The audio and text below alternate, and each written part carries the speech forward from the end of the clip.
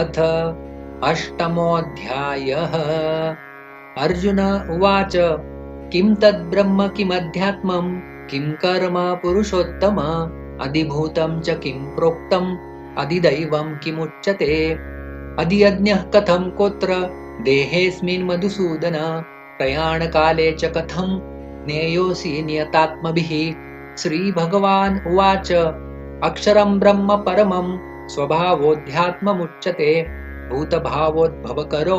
विसर्गः कर्म संज्ञितः अधिभूतं क्षरो भावः पुरुषश्चाधिदैवतम् अधियज्ञोऽहमेवात्र देहे देहभृतां वर अन्तकाले च मामेव स्मरन् मुक्त्वा कलेवरं यः प्रयाति समद्भावं याति नास्त्यत्र संशयः यं यं वापि स्मरन् भावं त्यजत्यन्ते कलेवरं तं तमेवैति कौन्तेय सदा तद्भावभावितः। तस्मात् सर्वेषु कालेषु माम् अनुस्मर युध्य च मय्यर्पितमनो बुद्धिर्मामे वैश्यस्य संशयः अभ्यासयोगयुक्तेन चेतसा नान्यगामिना परमं पुरुषं दिव्यं याति पार्थानुचिन्तयन् कविं पुराणम् अनुशासितारम् अणोरणीयां समनुस्मरेद्यः सर्वस्य धातारमचिन्त्य रूपम् आदित्यवर्णं तमसः परस्तात् प्रयाणकाले मनसाचलेन भक्त्या युक्तो योगबलेन चैव भ्रुवोर्मध्ये प्राणमावेश्य सम्यक् स तं परं पुरुषमुपैति दिव्यम् यदक्षरं वेदविदो वदन्ति विशन्ति यद्यतयो वीतरागाः यदिच्छन्तो ब्रह्मचर्यं चरन्ति तत्ते पदं संग्रहेण प्रवक्ष्ये सर्वद्वाराणि संयम्य मनोहृदि निरुध्य च मूर्ध्याधायात्मनः प्राणम् आस्थितो योगधारणाम् ओमित्येकाक्षरं ब्रह्म व्याहरन् मामनुस्मरन् यः प्रयाति त्यजन् देहं स याति परमां गतिम् अनन्यचेताः सततं यो मां स्मरति नित्यशः तस्याहं सुलभः पार्थ नित्ययुक्तस्य योगिनः मामुपेत्य पुनर्जन्म दुःखालयमशाश्वतं नाप्नुवन्ति महात्मानः संसिद्धिं परमां गताः आब्रह्मभुवनाल्लोका पुनरावर्तिनोऽर्जुन मामुपेत्य तु कौन्तेय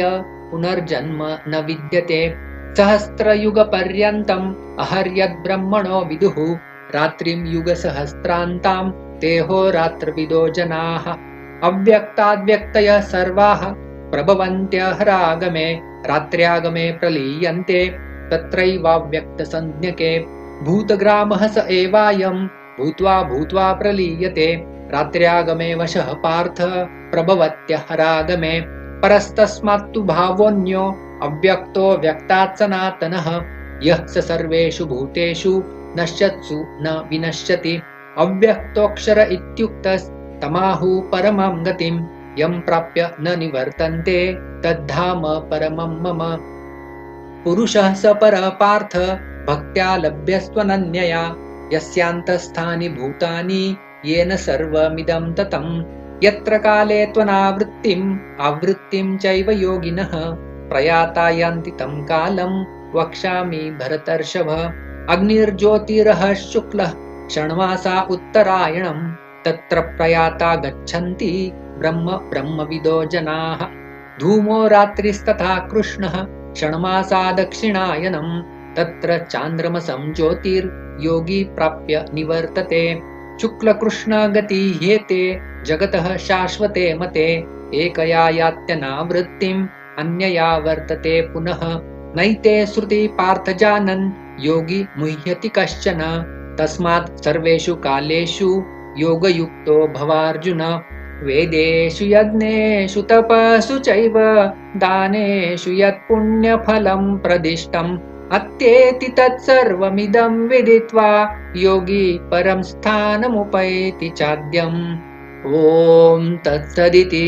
श्रीमद्भगवद्गीतासु उपनिषत्सु ब्रह्मविद्यायां योगशास्त्रे श्रीकृष्णार्जुनसंवादे अक्षरब्रह्मयोगो नाम अष्टमोऽध्यायः।